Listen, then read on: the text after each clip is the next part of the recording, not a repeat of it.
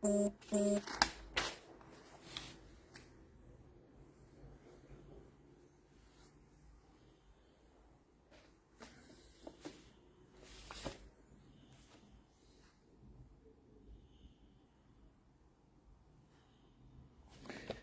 Krishna, bom dia, gente. Simbora para a leitura do Srimad Bhagavatam, terceiro canto, capítulo 13, intitulado O Aparecimento do Senhor Varaha, verso 44. Hoje é quinta-feira, dia 31 de outubro de 2024. E a gente dá continuidade aqui, através desse canal da ISKCON Rio, desse estudo sistemático do Srimad Bhagavatam.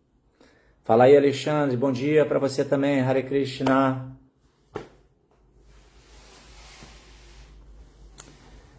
Om Namo Bhagavate Vasudevaya, Om Namo Bhagavate Vasudevaya, Om Namo Bhagavate Vasudevaya, Narayana Namaskritya Naranchayva Narottamam, Devim Saraswatim Vyasam Tato Jayanudiraye. Antes de se recitar este Srimad Bhagavatam, que é o verdadeiro meio de conquista, deve-se oferecer respeitosas reverências à suprema personalidade de Deus, Narayana, a Naranarayana Rishi, o ser humano supremo, a mãe Saraswati, deusa da sabedoria, a Srila Vyasadeva, o compilador dos Vedas, e a Srila Prabhupada, o seu propagador. Então, verso 44. Vidum vata vedamayam nijam vapur janastapasatya nivasino vayam satashi kodutta shivam bindubir vimrjamanabrisham ishapavitaha. Esse é um daqueles trava-línguas. Vindo Vata, ao sacudir, Vedamayam, Vedas personificados, Nijam próprio, Vapuru, corpo, Janaha, o sistema planetário Janaloka, Tapaha, o sistema planetário Tapoloka, Satya, o sistema planetário Satyaloka, Nivasinaha, os habitantes, Vayam, nós, Sata, pelos do ombro, Shika, Uduta, sustentada pela ponta do cabelo, Shiva, auspiciosa, Ambu, água, Bindu, birri, pelas partículas, Vimrjamanaha. Desse modo, somos molhados por Brisham, altamente, Isha, ó Senhor Supremo, Pavitaha, purificados. Vamos lá, tradução, depois significado dados por sua divina graça, Bhaktivedanta Swami, Srila Prabhupada Ki Jai. Ó Senhor Supremo, sem dúvida, nós somos habitantes. Fala aí, Otávio Daniel, seja bem-vindo. Hare Krishna. Léo Belo. Haribo, Léo Belo. Haribo. Alex Costa. Deepa Krishna. Carolina Mério, Dani Govinda, será? Raubha. Ah, Léo! Grande Léo do Prabhupada Roots. Pô, cara, que legal. Tá, vai. Vou de Uber, eu vou fazer o pagamento no meu cartão. Por que não vai de carro? Eu tenho bônus. Então, gente, vamos lá. Tivemos o evento ontem, né, Léo? Lá no... Nessa hora não, mas tudo bem. O evento ontem lá no Delícias de Lalita, com a palestra da Titra Gopi, tratando de temas muito relevantes. E o Léo estava lá presente, juntamente com o Alê, o Alexandre, também o Rodrigo. Muito bacana. É isso aí, esse estudo sistemático, essa nossa conexão contínua, ininterrupta com o conhecimento, com a fonte do conhecimento esse propagado por fonte autorizada, como é o caso de Srila Prabhupada, né? A gente estuda aqui os livros, ó, tudo com tradução e significados de Bhaktivedanta Swami Prabhupada. Portanto, é conhecimento que vem direto da fonte, sem deturpações. Então, voltando aqui, ó Senhor Supremo, sem dúvida nós somos habitantes dos planetas mais piedosos, os lokas Jana, Tapas e Satya. Mas ainda assim temos sido purificados pelas gotas de água que pingam dos pelos de vossos ombros com o sacudir do vosso corpo. Vamos ao significado de Srila Prabhupada. Normalmente o corpo de um javali é considerado impuro, mas ninguém deve considerar que a encarnação de javali assumida pelo Senhor também é impura. Esta forma do Senhor é os Vedas personificados e é transcendental.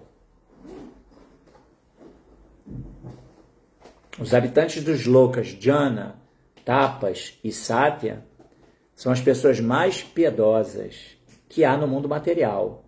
Mas como esses planetas estão situados no mundo material, ali também há muitas impurezas materiais. Portanto, quando as gotas d'água das extremidades dos pelos dos ombros do Senhor borrifaram os corpos dos habitantes dos planetas superiores, eles sentiram-se purificados. A água do Ganges é pura, por emanar do dedão do pé do Senhor. E não há diferença entre a água que emana do dedão e a que emana das extremidades dos pelos do ombro do Senhor Javali. Ambas são absolutas e transcendentais. Pegar uma aguinha aqui rapidinho. Não é que não mandou levar?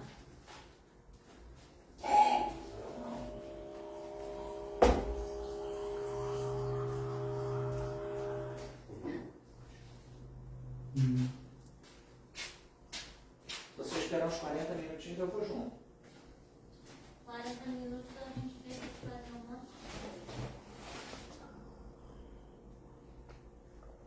Ok, vamos lá. Desculpa aí, fui só pegar uma água que eu esqueci de...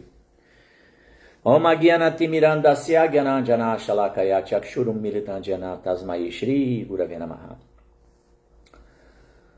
Namam Vishnupadaya Krishna Prestaya Bhutale Shrimate Bhakti Vedanta Swami Niti Namine Sirupa Sanatana Bhattara Gunata Siddhiva Gopal Bhatta Dasara Gunata Sadhu Goswami Prabhuski Jaya Vanchakal Pattarubhyascha Kripa Sindhu Bhya Evacha Patitanam Pavanebhyo Vaishnavebhyo Namo Namaha Jaya Sri Krishna Chaitanya Prabhu Nityananda Shri Advaita Gadadhara Shivasadi Gora Bhaktavrinda Hare Krishna, Krishna Krishna, Hare Hare, Hare Ram, Ram Ram, Hare Hare. Então vou ler aqui novamente o verso 44 do capítulo 13 do terceiro canto do Srimad Bhagavatam. Esse capítulo é intitulado O Aparecimento do Senhor Varaha. Varahadeva, que é uma forma inusitada de Krishna, que faz parte dos Lila avatares de Krishna. Krishna se manifesta como Kurma, uma tartaruga, que vai bater o oceano de leite. Ele aparece como Matsya, um peixe, que se agiganta. Ele também se manifesta como Varahadeva. São algumas das transcendentais manifestações de Krishna nas suas lilas. Krishna é um artista supremo. Ele gosta muito de protagonizar diferentes tipos de passatempos, nos quais ele transmite, ele deixa um legado de conhecimento, de exemplo, e satisfaz seus interesses pessoais. Porque Krishna, sempre que ele se manifesta nesse mundo material, ele tem motivações externas e internas.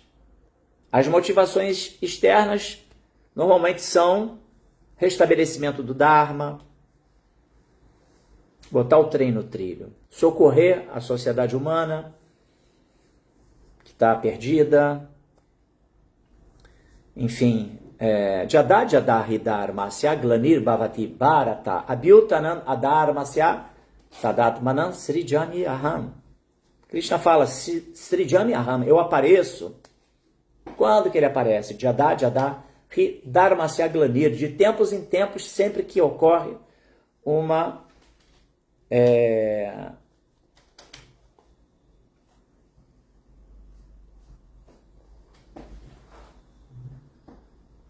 um declínio Dharmasya Glanir. Deu uma congelada no cérebro. Um declínio da religiosidade e Abhyutanan Adharmasya, uma predominância da irreligiosidade. Vai com Deus.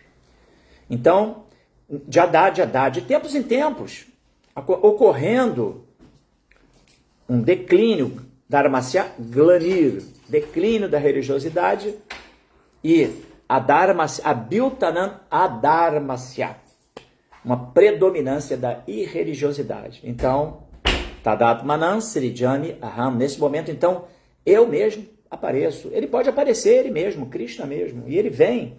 Ele manda também seus enviados, né? Seus avataras, seus Shakti Avesha avataras, como enviou aqui, está aqui Prabhupada. Prabhupada é quem possibilita que nós estejamos aqui lendo o Srimad Bhagavatam, com todo com todos os seus componentes das suas traduções, né, de Prabhupada, das traduções de Prabhupada, que são o shloka original em sânscrito, a sua transliteração latina para permitir que a gente vibre o som de um idioma, de um alfabeto que a gente desconhece, que é bem remoto, inclusive, embora seja a origem de todos os idiomas, né? O alfabeto Devanagari, da qual se origina o idioma sânscrito. Devanagari significa que é o idioma, né, a língua dos deuses, dos devas, Devanagari, a língua dos deuses. Olha que incrível. Então o sânscrito se origina daí. Então Prabhupada ele traz o sânscrito, ele traz a transliteração para a gente poder fazer o som, transliteração latina. Depois ele traz a tradução palavra por palavra. Finalmente ele traduz o texto dentro de um contexto histórico, filosófico. E depois ele tece os seus comentários, né, os significados Bhaktivedanta. Então imagine, né? É incrível. Esse é o caso do Shakti Avesha Avatara que Krishna envia. Assim como ele já enviou outros Shakti Avesha Avataras, como Jesus Cristo, enfim. Na história aí da sociedade humana, aqui nesse planetinha que a gente se encontra, existem registros de grandes seres que vieram para encampar uma missão para a satisfação, né, para o prazer do Senhor Supremo e para socorrer a sociedade humana. Então, Krishna veio também como um javali, conforme eu mencionei, é uma das lilas de Krishna, né, dos seus lila avataras.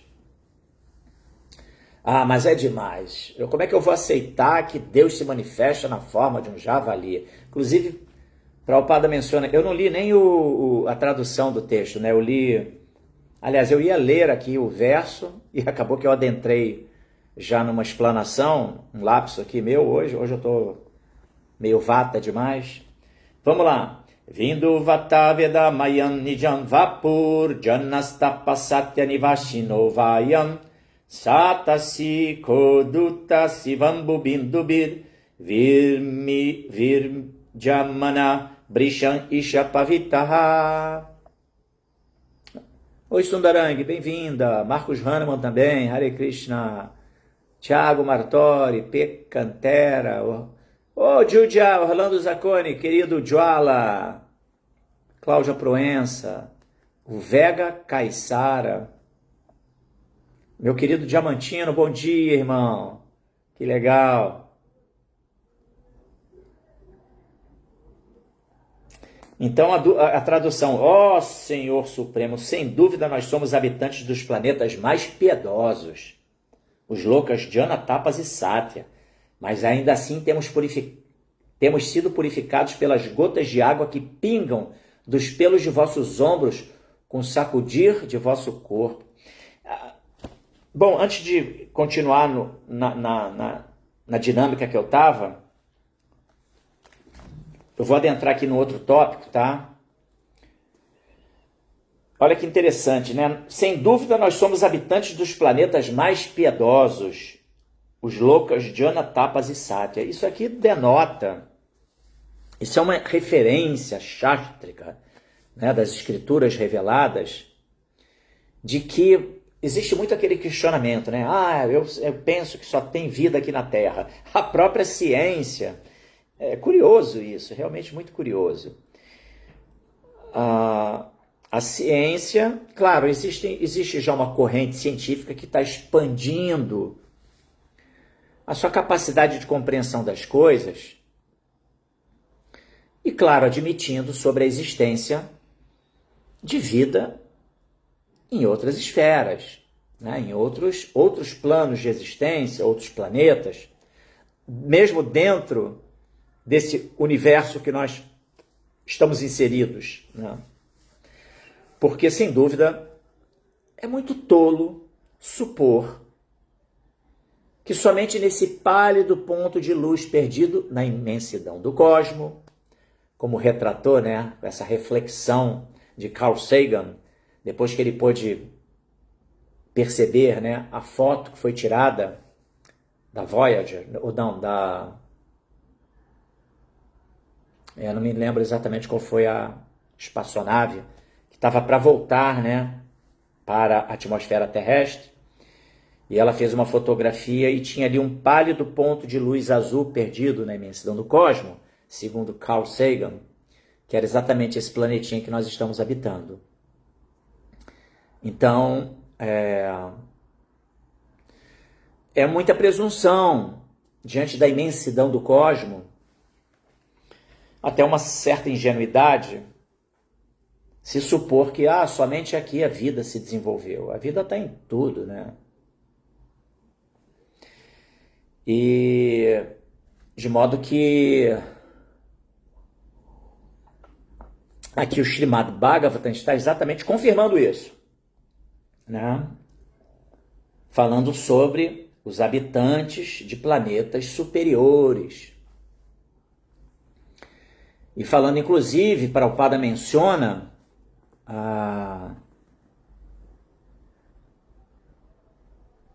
que esses planetas são os planetas mais piedosos.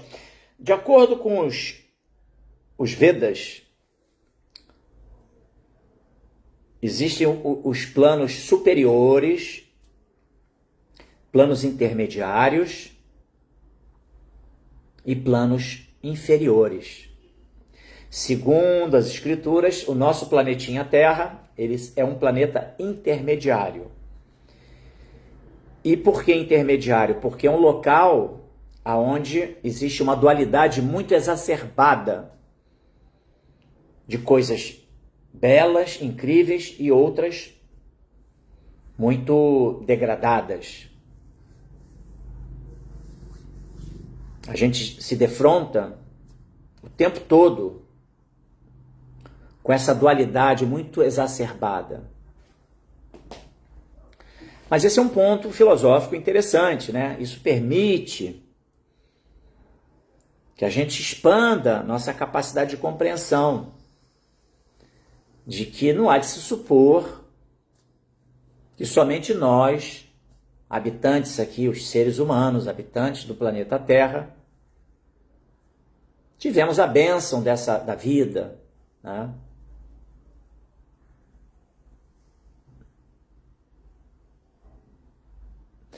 Aí o Otávio aqui faz uma indagação. Essa dualidade é da natureza material ou exclusivamente do ser humano, Prabhu? Não, é da natureza material, tá?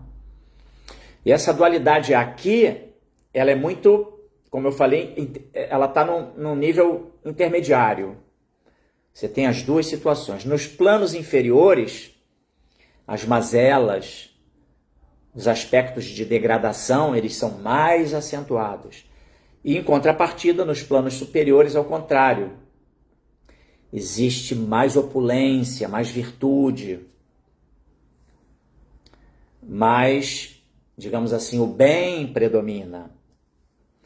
Mas é importante que se entenda que, como Prabhupada mencionou aqui, ele fala assim, os habitantes dos lokas, Jana, Tapas e Satya, são as pessoas mais piedosas. São pessoas que estão num plano superior de existência.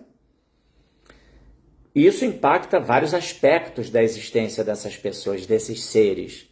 Como, por exemplo, duração de vida, diversidade, entendeu? De aspectos opulentos da existência.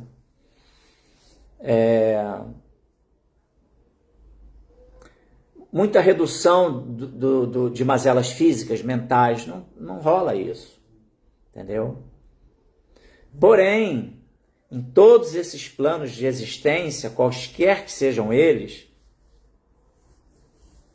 os seus habitantes estão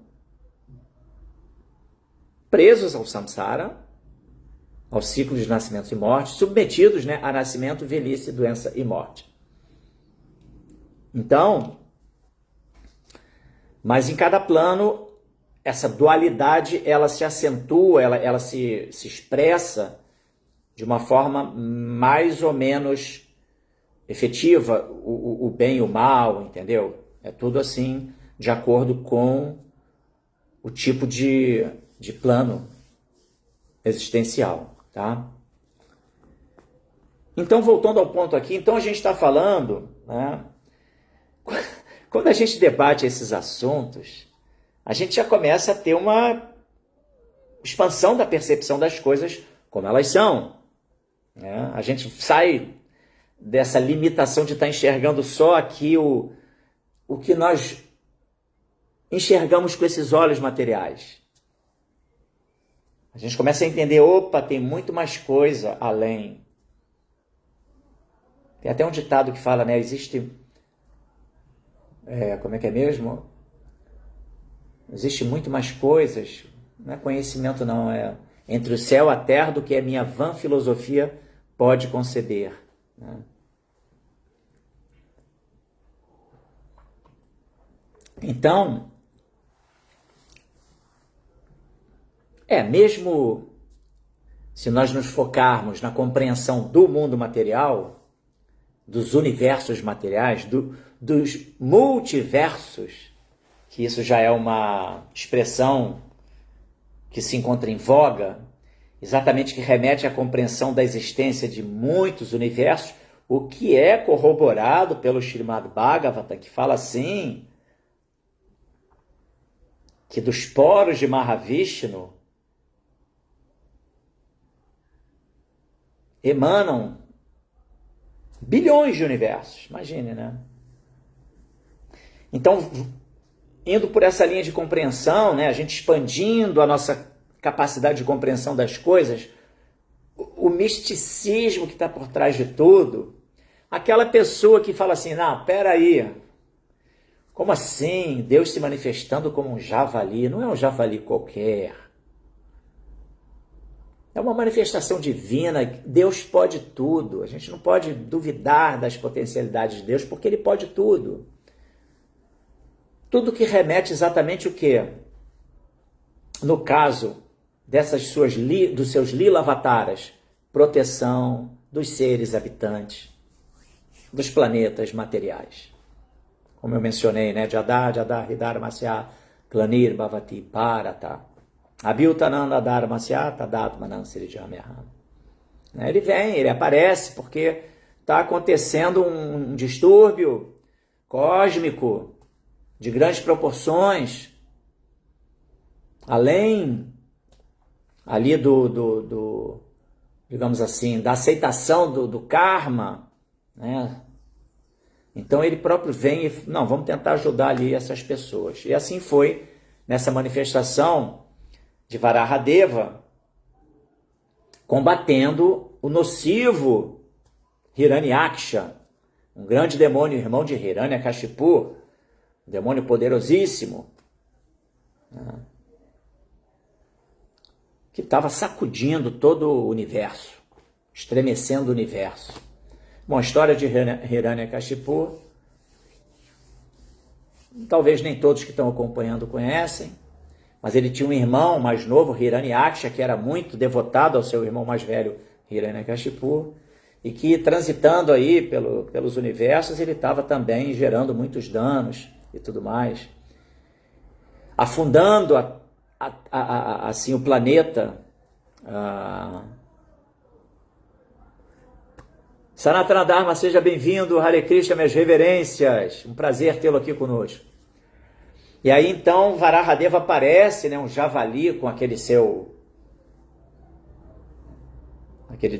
dente. E ele socorre o planeta, colocando ele novamente na órbita correta. Mas enfim, então a gente precisa desmistificar essas coisas, né? De entender que Deus é absoluto, Ele é fonte de tudo. Ele mantém, imagine, né? Se nós nos atermos a uma pesquisa mais aprofundada, saindo dessa percepção rasteira que a gente normalmente cultiva, e procurando ir além, né, a gente vai ver que esse universo material ele já é absolutamente místico, o seu funcionamento. Por trás de tudo, tem que ter um poder sobrenatural extraordinário.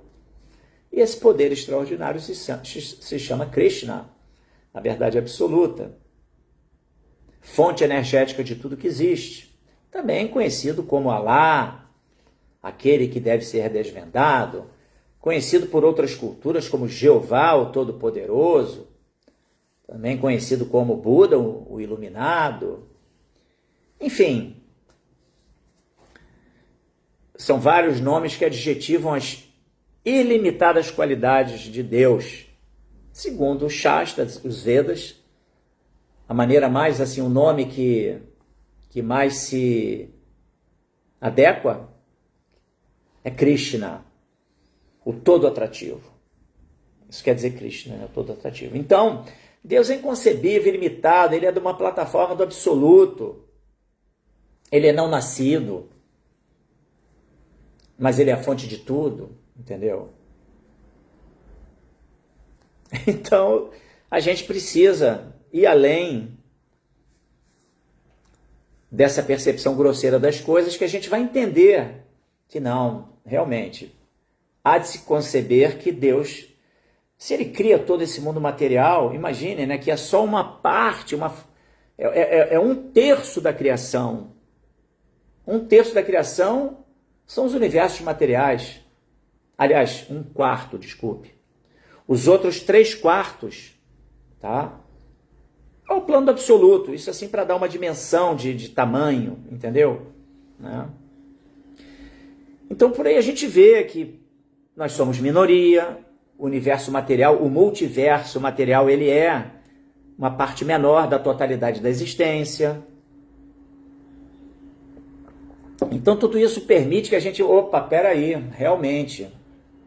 E claro, o universo material, o multiverso material, ele é de uma qualidade inferior, uma energia de Deus também, que é uma energia que emana do seu brilho corpóreo, do brilho corpóreo de Krishna, de Deus.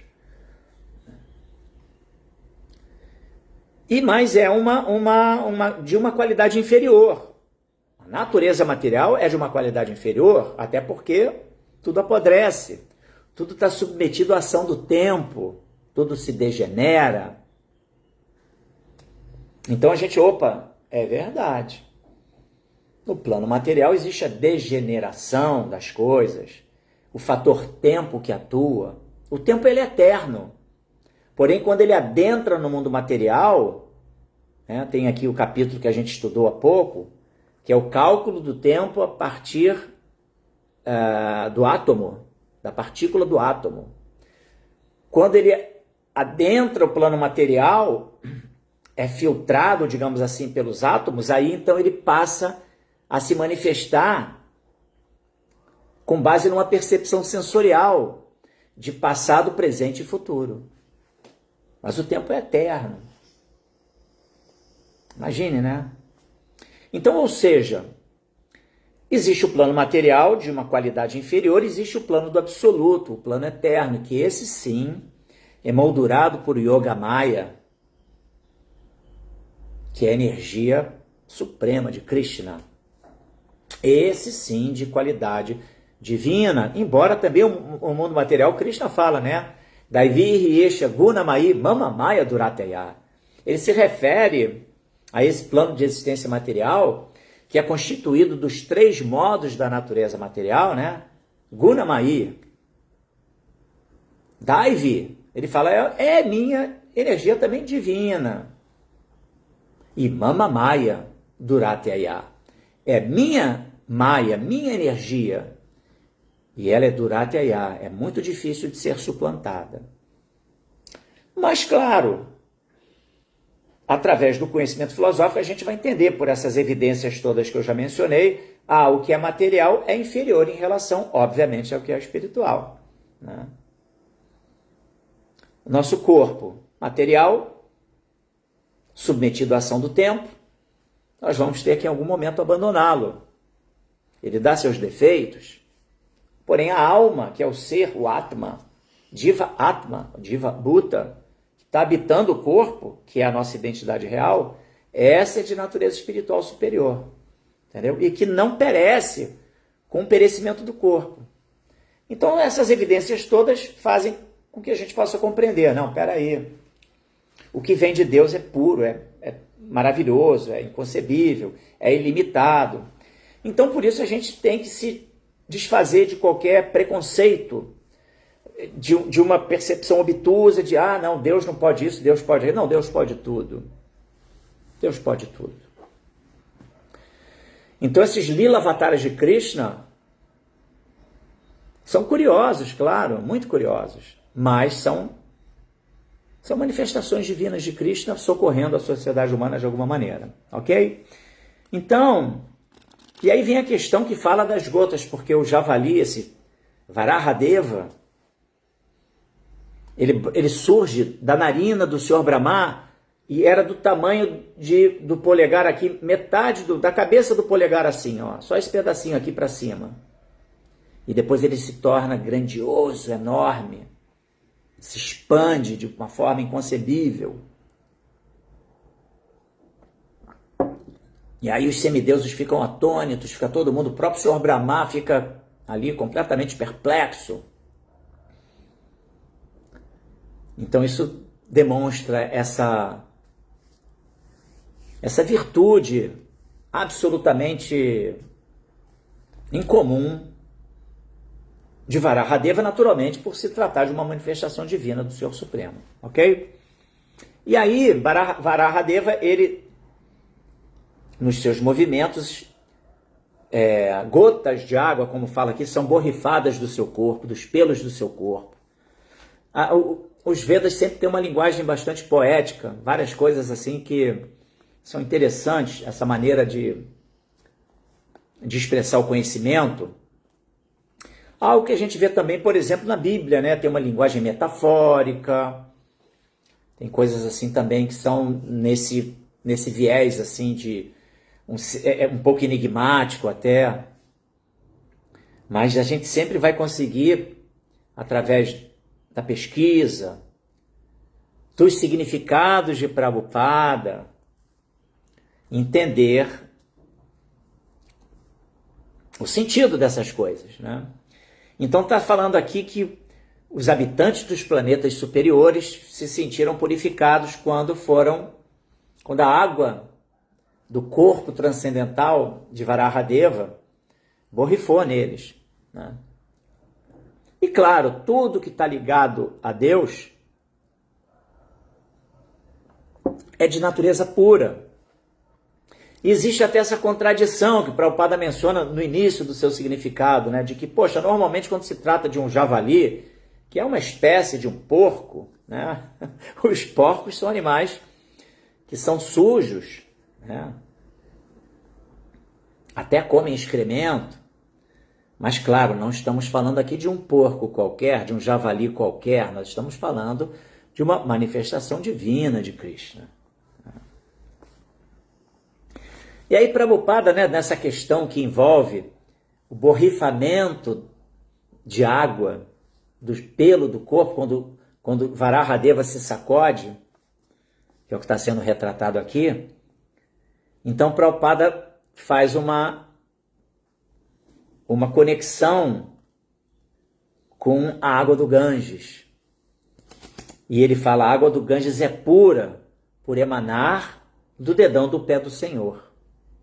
E não há diferença entre a água que emana do dedão e a que emana das extremidades dos pelos do ombro do Senhor Javali. Ambas são absolutas e transcendentais. Aí vai dar um tilt na cabeça de quem não tem assim, não está habituado com o conhecimento védico, as histórias, as lilas de Krishna. Como é que é assim, né? Como é que a água dos Ganges emana do dedão do pé?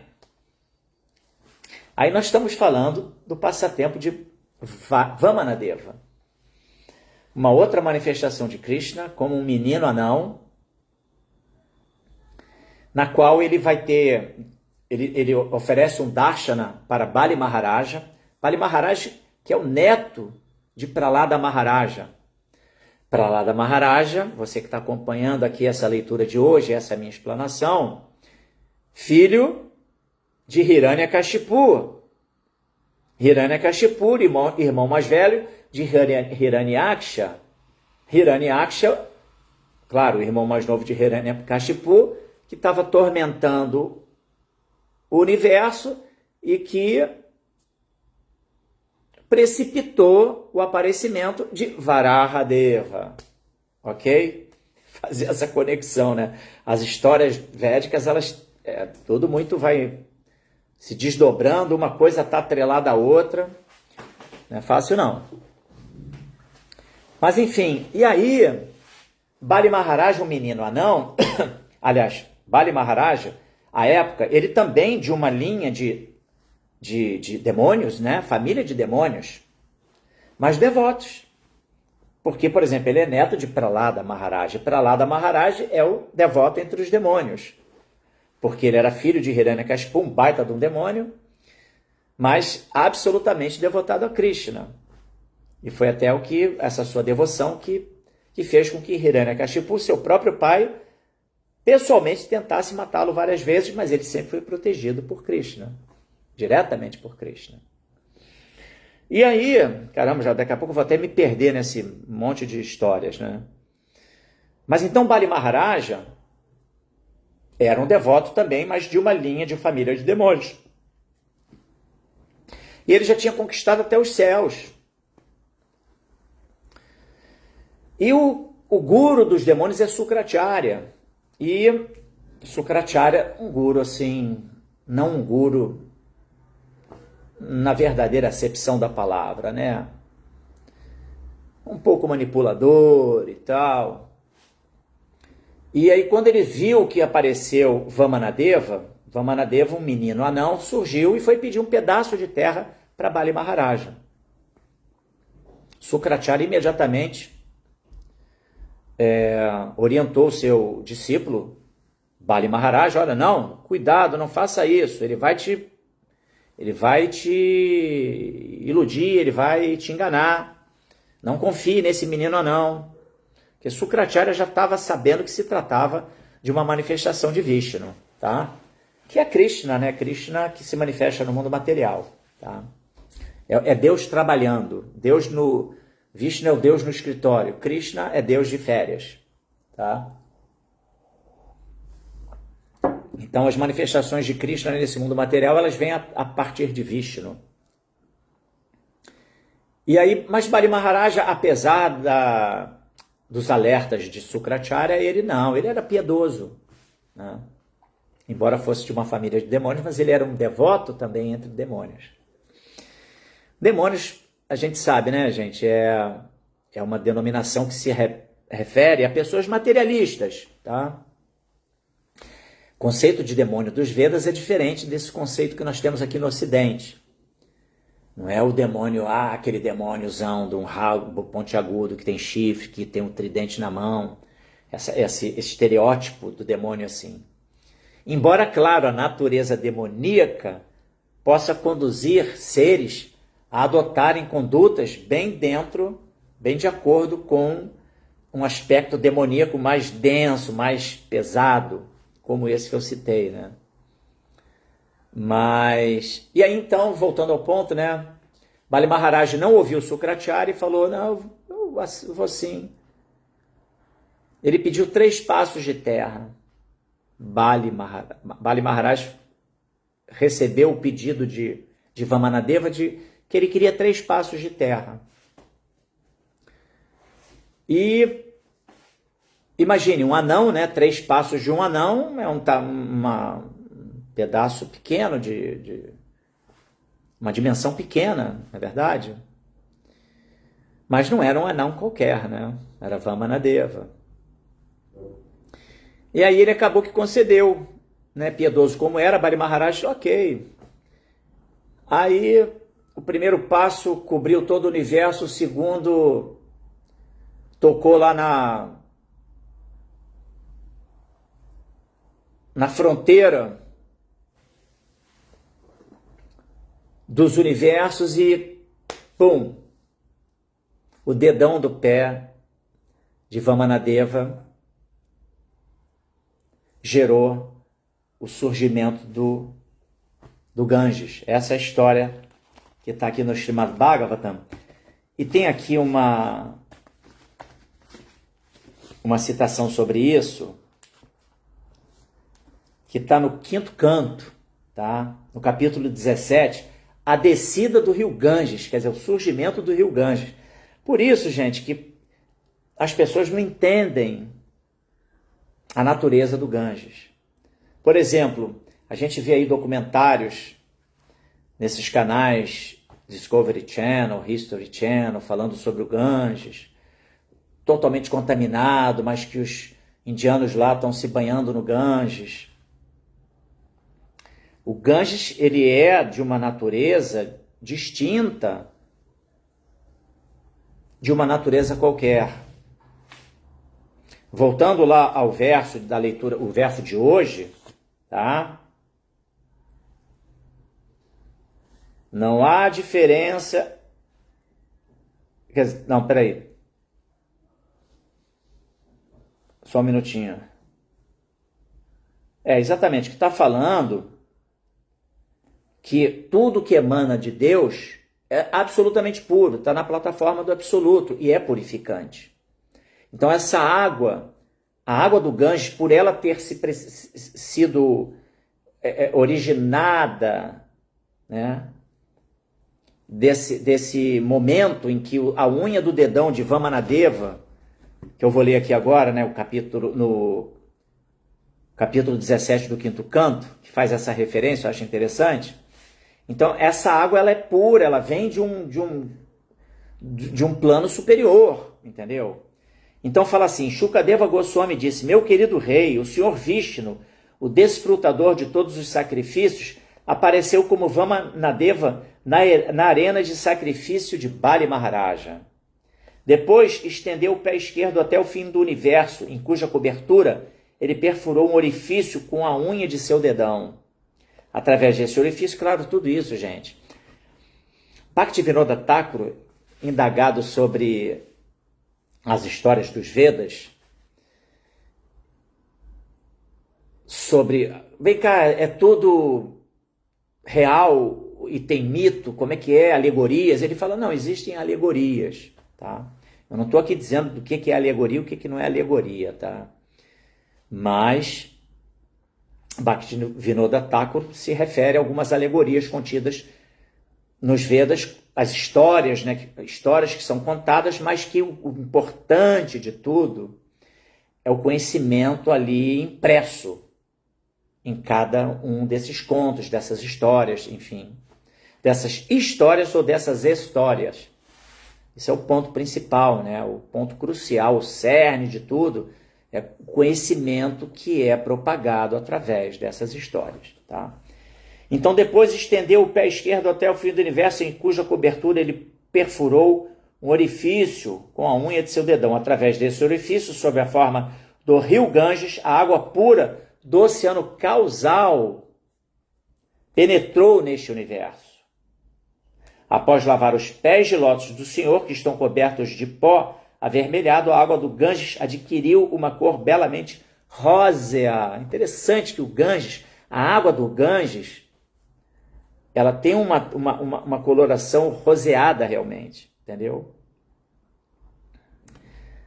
Basta tocar a água transcendental do Ganges para que o ser vivo possa de imediato purificar sua mente, tirando-lhe a contaminação material.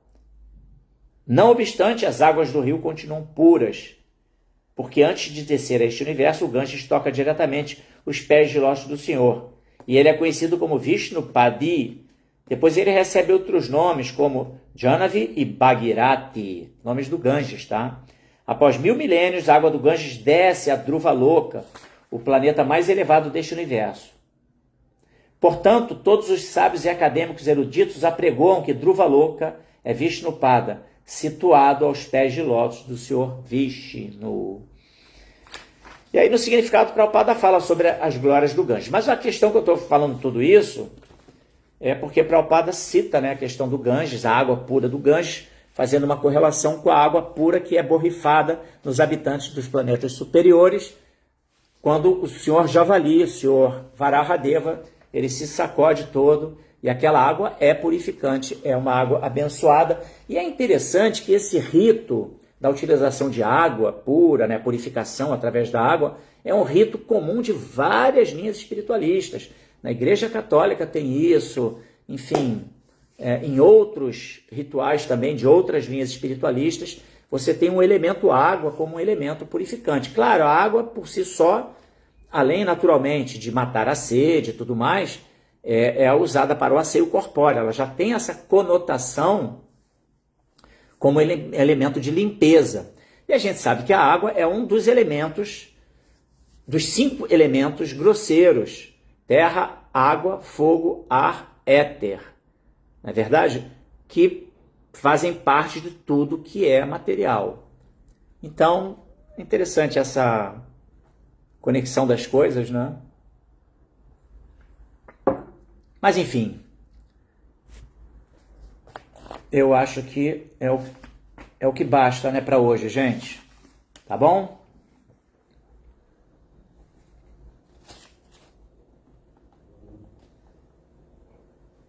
Também no 8º canto, Bali Maharaj é preso pelo Senhor.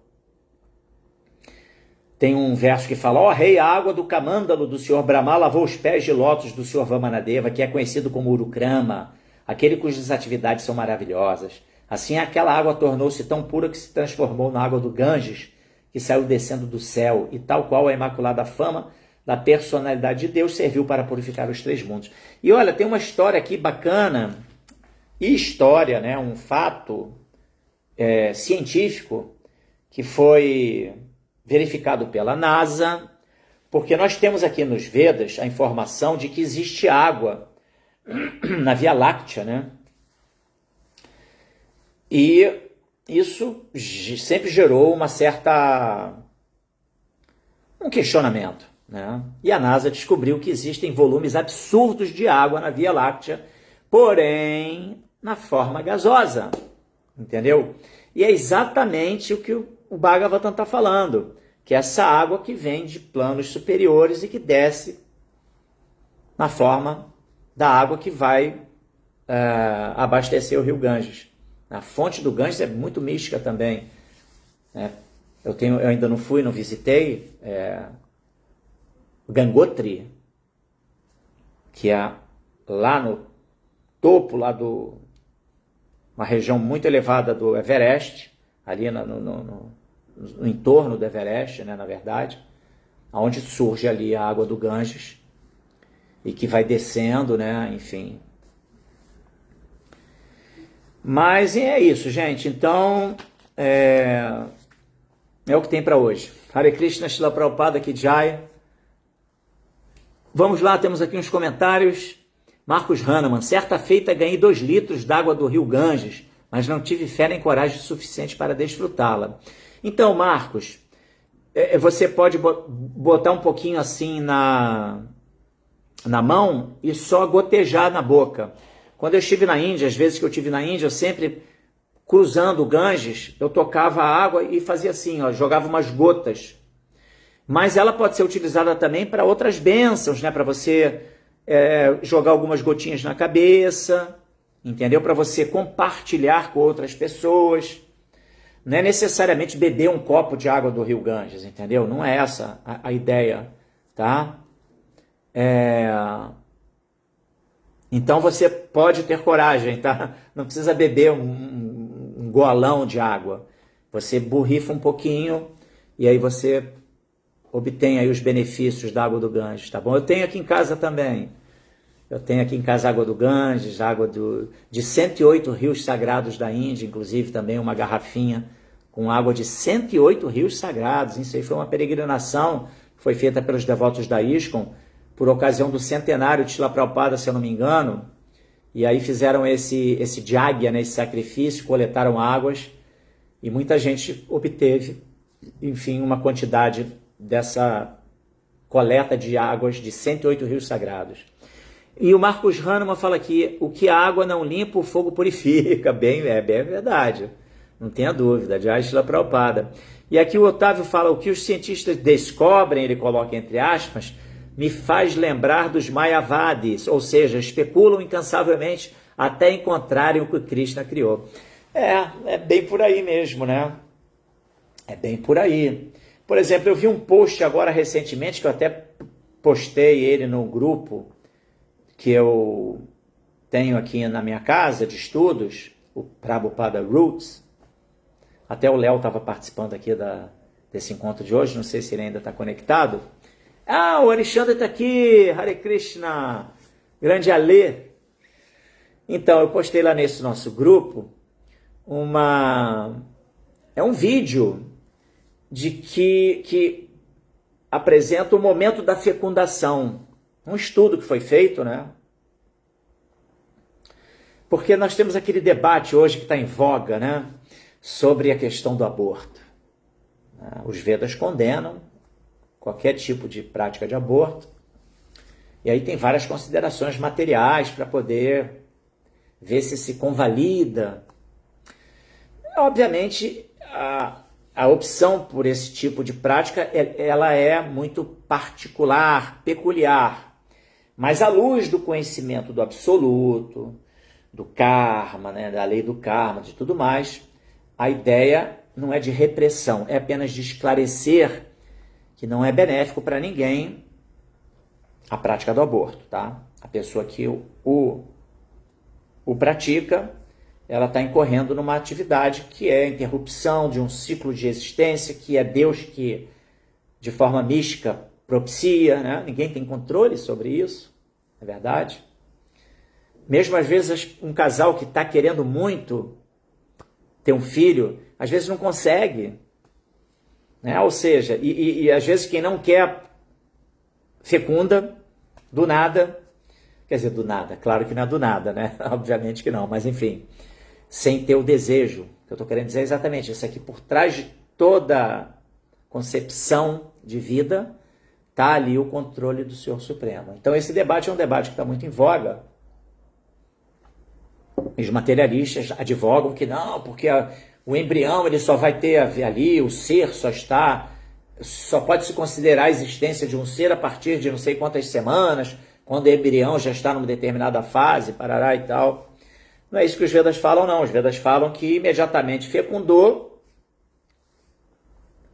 automaticamente a vida já está presente. O Atma já está ali presente no útero materno, permitindo, portanto, o desenvolvimento do embrião. Sem a presença da centelha viva, da alma espiritual, nenhum embrião se desenvolve. Entendeu? Ponto. E aí esse post que eu que eu coloquei lá no grupo é exatamente do momento da fecundação que foi registrado, e que no momento que fecunda, uma luz brilhante adentra todo ali a região do útero, e aí os cientistas falam que é o zinco que aparece e tal, mas isso daí vai ao encontro. Então nesse post inclusive tem uma citação bíblica do João, não me lembro qual exatamente o texto bíblico, não tenho muita expertise, né?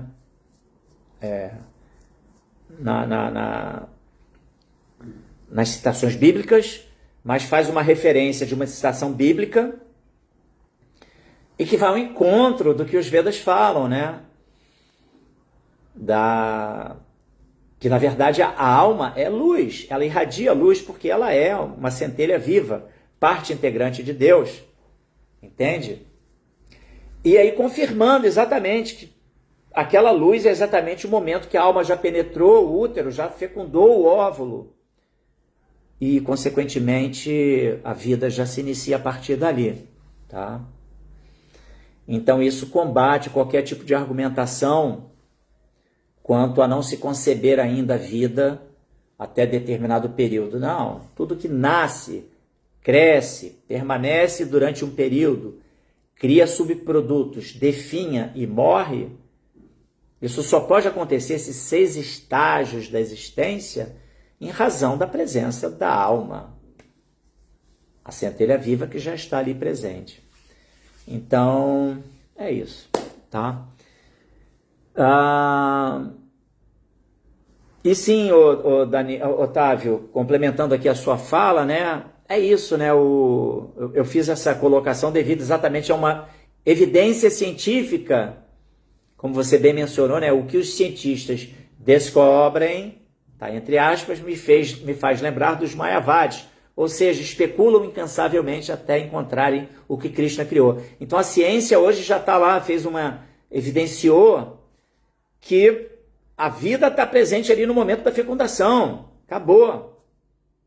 Já inicia-se a gestação, a alma já está presente. Portanto, é um atentado contra a vida, o aborto, né? Isso está mencionado nos Vedas desde sempre, entendeu? É bem o que você mencionou, Otávio. A ciência, toda hora, a ciência está sempre um pouquinho atrasada em relação ao que o Srimad Bhagavatam, as escrituras védicas estão aí abordando, né? E propagando de conhecimento.